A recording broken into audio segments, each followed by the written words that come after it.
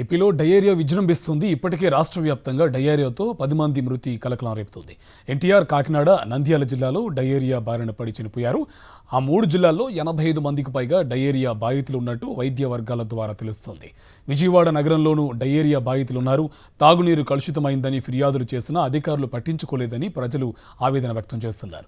జగ్గయ్యపేటలో వైద్య ఆరోగ్య శాఖ మంత్రి సత్యకుమార్ పర్యటించారు. ఆసుపత్రిలో చికిత్స పొందుతున్న బాధితులను పరామర్శించారు. ఇప్పటికే డిప్యూటీ సీఎం పవన్ కళ్యాణ్, మంత్రులు సత్యకుమార్, నారాయణలు సమీక్షించిన డయేరియా అదుపులోకి రాని పరిస్థితి.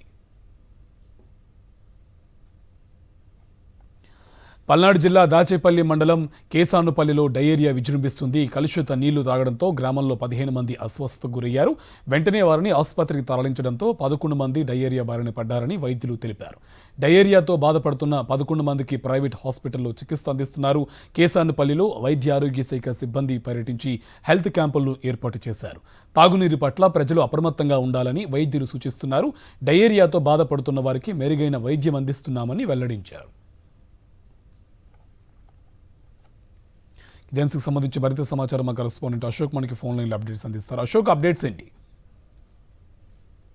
కేసులు రోజుకి పెరుగుతున్నాయి.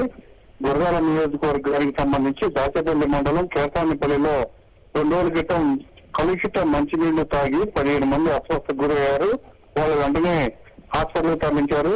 ఇందులో టెస్టులు నిర్వహించి 11 మందికి డయేరియా ప్రబలినట్టు కూడా అధికారులు చెప్తున్నారు. వాళ్ళకి ప్రైవేట్ హాస్పిటల్లోకి చేర్చి వాళ్ళకి ట్రీట్మెంట్ అందిస్తూ ఉన్నారు. గ్రామంలో ఇప్పటికే హెల్త్ సిబ్బంది పర్యటించారు. పూర్తి స్థాయిలో మంచినీటి వల్లే డయేరియా సోకుతుంది. ఖచ్చితంగా మంచినీటి పట్ల అప్రమత్తంగా ఉండాలి, నీరు కాచుని చల్లార్చాలని కూడా ఆదేశాలు సూచిస్తున్నారు. దాంతో పాటుగా ఇప్పటికే కేదానిపల్లిలో హెల్త్ క్యాంపులు కూడా ఏర్పాటు చేయడం జరిగింది.